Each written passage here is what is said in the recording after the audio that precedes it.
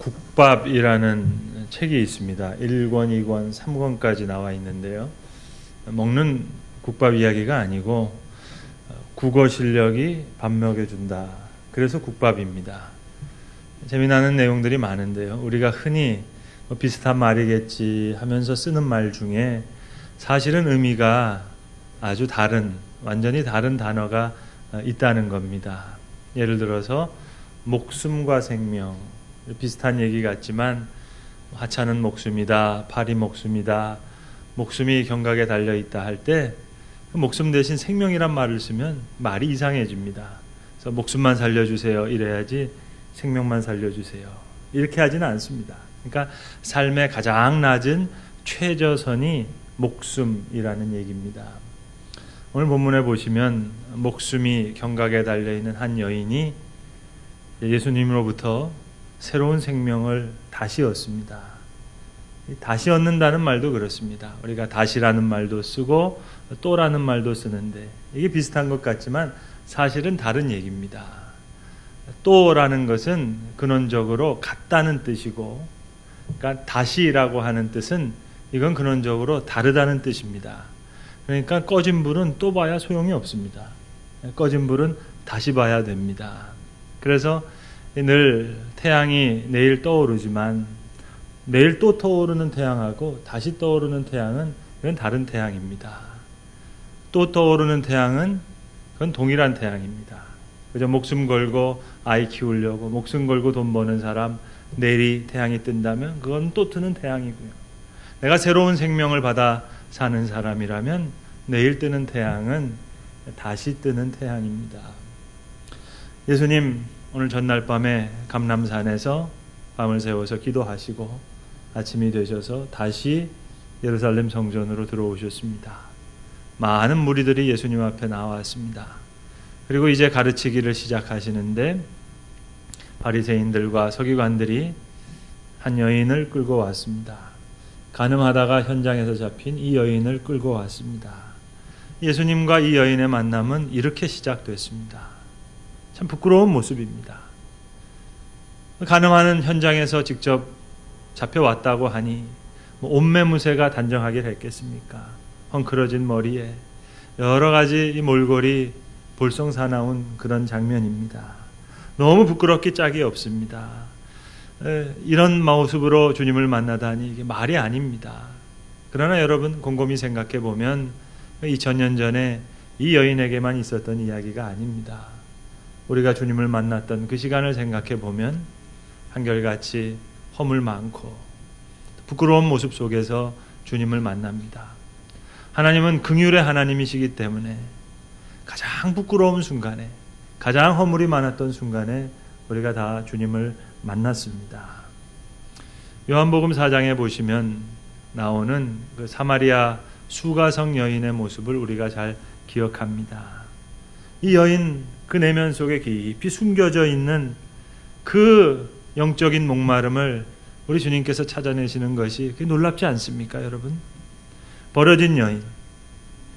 그에게 예수님 이렇게 짚어내십니다. 너의 불행은 남편 탓도 아니고 험악한 세월을 살아서도 아니고 너가 인격적으로 도덕적으로 문제가 있어서도 아니고 너의 목마름은 영적인 목마름이고 그 목마름은 하나님만이 채우실 수 있다. 여러분 이 여인의 문제가 영적인 문제라고 누가 감히 짚어낼 수 있겠습니까? 주님 그렇게 이 여인의 깊은 마음속에 있는 그 내면을 건드리셨습니다. 여러분 어떻게 이렇게 천박하고 육적인 삶을 살던 여인에게 예수님 예배를 거룩하고 경건한 예배를 주제로 말씀하고 있단 말입니까? 이제는 신령과 진정으로 예배할 때가 오나니 바로 이때라. 이렇게 하나님은 하나님을 찾는 자들을 하나님이 먼저 찾으신다고 예수님 항상 이런 식으로 한 심령을 만나주셨습니다. 오늘 본문에 간음하다가 현장에서 잡힌 이 여인도 그 깊은 내면의 심령을 만져주시기 위해 예수님께서 이 여인을 만나십니다. 그러기 위해서 이 주변의 것들을 지금 다 걷어내시는 거예요. 어찌 보면 독버섯처럼 그늘진 양심을 품고 있는 이 바리새인과 서기관들, 이 여인을 예수님께로 끌고 왔지만 예수님과 이 여인을 만나게 하는 데는 아무런 관심이 없는 사람들입니다. 그저 무슨 일의 소품처럼 그렇게 끌고 왔습니다. 그러나 예수님은 이 여인을 만나십니다.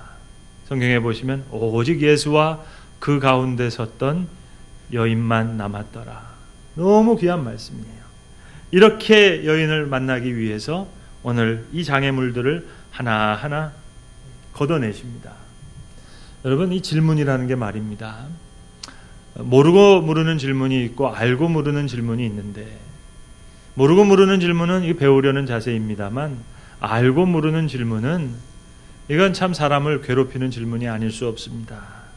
지금 몰라서 묻는 이야기가 아닙니다. 지금 이 사람들 묘한 질문을 가지고 와서 이래도 걸리고 저래도 걸리는 그 이야기로 지금 예수님을 괴롭히고 있습니다. 모세 율법에 의하면 돌을 들어 치라 했는데 돌을 들어 칠까요 말까요? 참 난해한 질문입니다. 돌을 던지지 말라 하면 율법을 어기는 사람이 됩니다. 이 사람들 지금 그렇게 소문낼 심산입니다. 만약에 돌을 들어 치라 하면 죄인들의 친구라고 하고 자비와 긍휼이 풍성하셨다는 그 예수님과는 상당한 거리가 있는 이야기가 됩니다. 그러니까 지금 이 만남에는 전혀 관심이 없는 이 사람들, 이래도 걸리고 저래도 걸리는 문제로 고발할 조건을 얻고자 지금 예수님을 시험하고 있습니다. 성경에 보시면 예수님 손으로 땅에 무엇인가를 쓰셨습니다. 여러분, 우리도 왜 너무 마음이 답답하거나 할 말은 많은데 말할 수 없을 만큼 답답할 때 그 답답한 심정을 우리가 뭔가를 이렇게 끄적이지 않습니까? 예수님 손으로 땅에 무엇인가를 쓰셨습니다. 그럼에도 불구하고 이 완악한 사람들이 계속 예수님을 다그치는 거예요. 계속 묻습니다. 당신 똑똑한 이야기 많이 하더만, 하나님 제일 사랑하는 사람처럼 이야기하던 당신 뭐 좀 얘기 좀 해보라고. 예수님 아무 말씀하지 않으십니다. 계속 다그치는 거예요. 오늘 성경에 사람들이 묻기를 맞이 아니하신지라 계속 다그치는 거예요. 말 좀 해보라고. 예수님 드디어 한참 동안 계시다가 드디어 일어나셨습니다. 그리고 이윽고 입을 여셨습니다. 너희 중에 죄가 없는 자가 먼저 돌을 들어 치라. 그리고 다시 몸을 굽혀서 손으로 땅에 무엇인가를 다시 쓰십니다. 놀랍도록 부드러운 그리고 예리한 이 음성, 그리고 또다시 이어지는 이 적막한 고요함. 너희 중에 죄 없는 자가 먼저 돌을 들어 치라. 이 말씀으로 지금 여인 주변에 있는 모든 사람들을 지금 걷어내시는 거예요. 그리고 이제 이 여인을 홀로 만나시려는 심산입니다. 예수님의 이 말씀 돌멩이에 맞은 사람들이 이제 큰 충격을 받았습니다. 그리고 놀라운 일이 일어납니다. 저희가 이 말씀을 듣고 양심의 가책을 받아 어른으로 시작하여 젊은이까지 하나씩 하나씩 나가고 오직 예수와 그 가운데 섰던 여자만 남았더라. 모든 사람들이 다 물러갔어요. 이제 예수님과 이 여인만 남았습니다. 부끄러움과 두려움, 이 어려운 상황에 갇혀있던 여인에게 주님께서 조용히 물으십니다. 너를 고소하던 그들이 어디 있느냐? 너를 정죄하는 자들이 없느냐? 아무도 없습니다.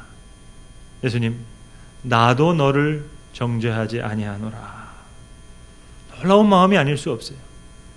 죄 없는 자가 돌로 치라 하셨으니까 여러분, 다른 사람은 못 던져도 죄 없는 예수님은 돌을 들어 치실 수 있습니다. 그러나 이 시간 예수님, 나도 너를 정죄하지 않는다. 이 새로운 기회라는 것은 심판으로 이어지는 게 아닙니다. 감옥에 쳐넣는다고 되겠습니까? 새로운 기회, 엄청난 용서를 통해 새 사람을 만드시는 거예요. 가늠한 여인에게 새로운 기회를 주십니다. 특별히 오늘 주님이 하신 말씀, 나도 너를 정죄하지 아니하노라. 이 말씀은 이 시간 예수님 스스로 돌을 던질 수 없는 죄인의 모습으로 낮아지는 순간입니다. 여러분, 여기에 의로움이 있습니다. 의롭다 하심이 있어요. 내 의를 그에게 주어서 그를 깨끗게 하고 내가 더러워지는 겁니다. 거저 되는 일이 아니에요. 큰 희생입니다. 스스로 죄인이 되시면서 이 여인을 용서하시는 거예요. 그저 된 일이 아닙니다. 2000년 전 일만 아니에요. 여러분, 오늘도 그렇습니다. 주님께서는 이 교회를 향하여 그리스도의 몸된 교회라고 불러주십니다. 어디를 봐서 그리스도의 몸이에요? 어디를 봐서 주님께서 우리의 머리가 되실 수 있단 말입니까? 더럽혀지고 얼룩져지고 이 부패한 교회를 가리켜서 그래서 그리스도의 몸된 교회라고. 주님 손에 많이 보시는 거죠. 어떻게 우리가 그리스도의 몸된 교회가 된단 말입니까? 우리를 향해요 하나님께서 하나님의 자녀라고 부르세요. 여러분, 우리는 죄인입니다. 이건 증명할 필요도 없고 입증할 필요도 없어요. 그냥 더러운 죄인이에요. 그런데 이 죄인을 향하여 하나님의 자녀라고 부르세요. 그가 죄인 되어서 우리를 의인 만드시는 겁니다. 의로움을 주는 겁니다. 내 깨끗함을 줘서 나는 자세가 낮아지는 거예요. 더러워지는 거예요. 여러분, 긍휼이란 말은 헬라어로는 엘리오스라고 하고 히브리 말로는 레헴이라고 합니다. 동일하게 뜻이 어머니의 자궁을 얘기합니다. 이 태 속에서 아이가 자라듯이 그것이 긍휼이에요. 거기서 새로운 생명이 다시 태어납니다. 영어로 하는 compassion이라는 말도 사실 라틴어에서 그대로 왔는데 come, 함께, 파티, 고통을 함께 느끼는 거예요. 어머니의 자궁과 같은 태 속에서 함께 고통을 느끼면서 새로운 생명이 이제 나타나는 겁니다. 그리고 오늘 주님께서 말씀하십니다. 가서 다시는 죄를 범하지 말라. 용서하시고 다시 새롭게 하시고 자유한 세계를 열어주십니다. 여러분, 그리스도의 사랑은 우리를 무엇으로부터 건지셨을 뿐만 아니라 그리고 나를 무엇으로부터 무엇에까지 인도하시는 것을 그 구원하실까? 복음은 그것을 다 얘기하는 겁니다. 그걸 모르면 반쪽짜리 복음이 됩니다. 우리 십자가를 이해할 때 많은 사람들이 자기 죄책감 떨어내는데 혈안이 되어서 어떻게 하면 이 답답하고 복잡한 마음, 이 부끄러움, 죄책감, 하나님 앞에 늘 떳떳하지 못한 것, 이거 어떻게 좀 떨어버릴까? 그래서 복음 하는 사람들마저도 가만히 보면 자신의 심령 속에 있는 이 부끄러운 죄책감 떨어내는데 십자가의 복음을 다 써버린단 말입니다. 자유란 무엇으로부터 건진받는 것뿐만 아니라 이제 그 존재답게 살아가는 그것까지를 다 포함할 때 이것이 진정한 자유가 됩니다. 베드로서 2장 24절 이하에 말씀하시기를 친히 나무에 달려 그 몸으로 우리 죄를 다 담당하셨으니 이는 우리로 죄에 대해서 죽고 의에 대해서 살게 하려 하심이라 말씀하셨습니다. 복음은 반쪽짜리가 아니에요. 완전한 복음입니다. 그래서 말씀하십니다. 나도 너를 정죄하지 아니하노니 이제 가서 다시는 죄를 범하지 말라. 성도 여러분, 이 여인 오늘 본문 이후의 삶을 상상해 보는 것, 저는 그것이 그렇게 어려운 일이 아니라고 생각합니다. 오늘 본문 8장을 오늘 본문 이후에 가자해 보시면 예수님께서 한 세 가지 이야기를 하세요. 12절에, 22절에, 31절에 세 가지 이야기를 하십니다. 다시 말하면 세 편의 설교를 하셨다고도 생각할 수 있겠죠. 모르겠습니다. 예수님의 마음속에 무슨 마음이 계셨는지는 우리가 다 짐작할 수 없지만 적어도 우리가 알 수 있는 것은 그 예수님의 말씀을 듣고 있던 이 사도 요한은 그 말씀을 들을 때 적어도 이 가늠한 여인, 이 여인을 생각했다는 거 아니겠습니까? 그래서 지금 한데 모아서 이 말씀을 같이 기록하고 있어요. 오늘 본문에 이어서 나오는 12절의 말씀에 보시면 예수님 말씀하십니다. 나는 세상의 빛이니 나를 따르는 자는 어둠에 다니지 아니하고 생명의 빛을 얻으리라. 예수님이 이 말씀을 하실 때 적어도 사도 요한의 마음에는 이 가늠하다 잡힌 여인이 생각났어요. 자꾸 생각나는 겁니다. 모름지기 그날부터 소문이 쭉 돌았겠죠. 집에서 고개를 숙이고 또 동네에서 우물을 기르고 나올 때도 동네 사람들이 흉보고 싶고 비난하고 싶은 마음들이 목까지 차지 않았겠습니까? 고개 돌리고 싶은 사람도 많았겠죠. 그러나 그들이 기억하는 또 다른 이야기가 있습니다. 사람들에게 흠없이 율법을 잘 지키기로 정평이 나 있던 그 서기관들과 바리새인들이 한 사람도 예외 없이 다 돌아갔다고 하더라. 이 여인보다 나은 사람이 없다더라. 여러분, 바위덩어리 같은 큰 죄나 모래알처럼 작은 죄나 하나님 보실 때는 다 심판의 대상일 뿐입니다. 그 사람들 다 전부 자리를 떠났다고 하는데 그 예수라고 하는 분이 죄 없다고 하면서 보냈다면서 용서하시고 보냈는데 사람들의 말문이 이제 막힙니다. 예수님이 이 여인을 다시 돌려보내면서 새로운 삶을 살 수 있도록 그렇게 하신 것입니다. 또 요한복음 8장 22절 이하에 보시면 예수님께서 아주 난해한 얘기를 하세요. 그래서 많은 사람들이 이 말을 이해하지 못했습니다. 다시 이르시되, 두 번째 설교라고도 할 수 있죠. 내가 가리니 너희가 나를 찾다가 너희 죄 가운데서 많이 죽겠고 내가 가는 곳에 너희가 오지 못하리라. 죄 가운데 나를 찾다가 많은 사람이 죽을 것이다. 내가 가는 곳에 찾아오는 사람이 없을 것이다. 사람들이 오해했어요. 예수님 자결하시는가 보다. 이렇게 오해하고 할 때 적어도 사도 요한의 마음에는 빙그레하고 미소 짓는 사람이 있어요. 머릿속에 떠올리는 사람이 있습니다. 바로 이 여인의 생각을 했습니다. 예수님의 마음은 모르겠어요. 적어도 들었던 사도 요한은 그렇게 생각했어요. 그래서 여기에 지금 같이 기록하고 있습니다. 여러분, 이 여인 예수님을 만났어요. 예수님 만나기 전에, 잡히기 전에 얼마나 이런 일을 하면서 자기 자신이 스스로 미웠겠어요. 이거 혹 발각나면 어떡할까? 들키면 어떨까? 얼마나 부자유했겠어요. 그러나 죄사함 받고 빛 가운데 살면서 행복한 삶을 누리는 겁니다.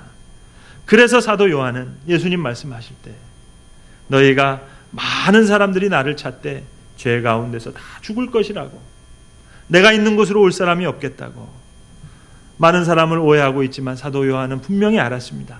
예수님의 마음을 잘 알던 사도 요한, 무엇을 말씀하시고자 하는 것을 잘 아셨어요. 모르긴 몰라도 이 여인, 글쎄요, 요한의 믿음의 공동체 한 사람이었을 수도 모릅니다. 얼마나 귀한 복입니까? 그리고 이어서 마지막으로 예수님 31절에 우리가 너무나 잘 아는 말씀, 너희가 내 말에 거하면 너희가 내 제자가 되고 진리를 알지니 진리가 너희를 자유케 하리라. 적어도 사도 요한, 다시 한번 이 예수님의 말씀을 들을 때 사도 요한은 이 가늠한 여인을 생각했다 하는 것입니다. 그래서 함께 이 말씀을 기록하고 있어요.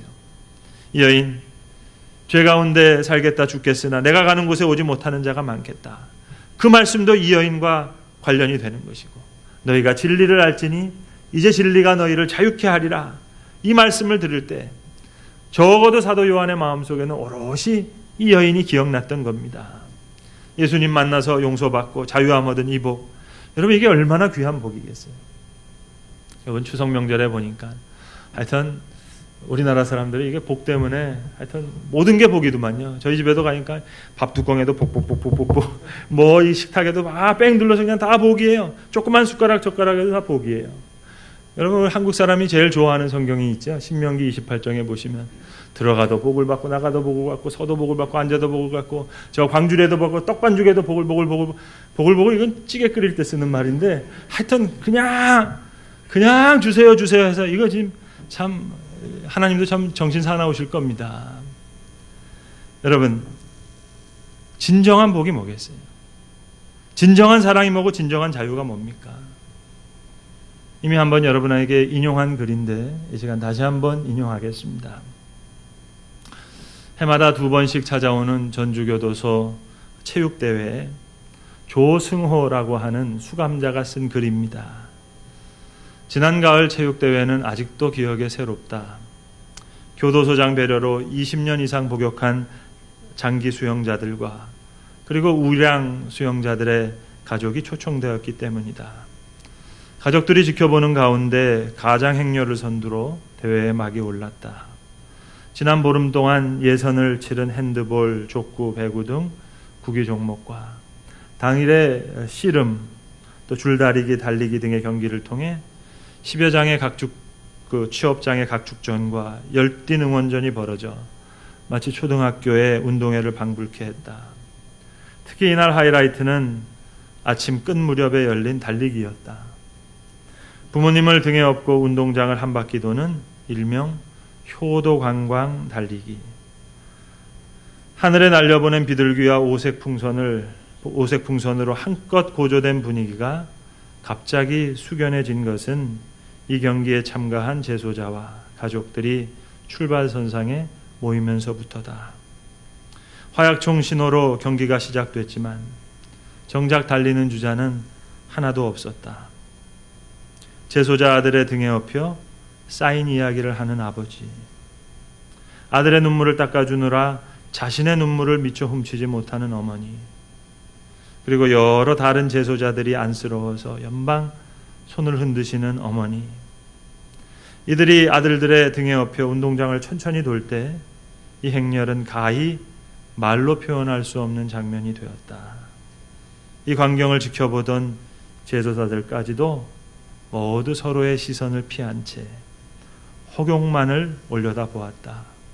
무기수, 더러는 10년 이상 죄수로 있으면서 철장 사이로만 얼굴을 대할 수밖에 없었던 나날들.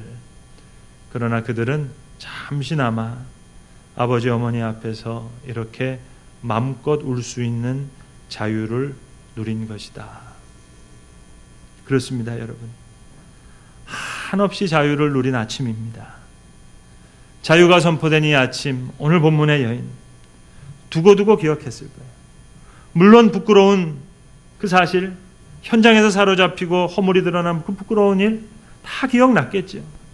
그러나 동시에 그가 용서받은 자유가 확실해요. 쓰라린 과거의 기억도 선명하지만 용서받은 상처는 아프지가 않아요. 그래서 은혜입니다. 존 뉴턴이 지은 찬송가 우리가 알죠. 나 같은 죄인 살리신 그 은혜 놀라워. 나 같은 죄인 그거 확실한데 더 확실한 것은 그 은혜예요. 그 은혜만 내 가슴에 가득 남습니다. 점점 더 그렇습니다. 한 번 더 생각해 보면 현장에서 잡혔다는 것 얼마나 큰 축복인지 몰라요. 만약 들키지 않았다면 어떻게 주님 만날 수 있었겠습니까? 용서받았다는 것 더 큰 축복이고요. 예수님, 너희가 나를 찾다가 죄 가운데 죽겠고 내가 가는 곳마다 너희는 오지 못하리라. 이 말씀을 들으면서 많은 사람들이 무슨 뜻인지 모르고 있을 때 요한의 머릿속에 빙글에 떠올랐던 인물이 이 여인이었다면 이것은 더더욱 큰 축복이고요. 회복되고 변화되었다는 것, 이거 말로 다 할 수 없는 축복입니다. 모름지기 예수님을 누구보다 사랑하는 여인이 되었을지도 몰라요. 요한복음 8장만 놓고도 우리는 얼마든지 상상할 수 있어요. 이건 예화가 아니니까요. 실제 이야기니까요. 예수님 십자가 돌아가실 때 누구보다도 이 여인 더 많이 울었는지도 모르겠습니다. 예수님이 십자가 돌아가신 후에 이제 다시 부활하시고 복음이 전파될 때 아마도 제일 먼저 예수를 믿는 그리스도인이 되었을 겁니다.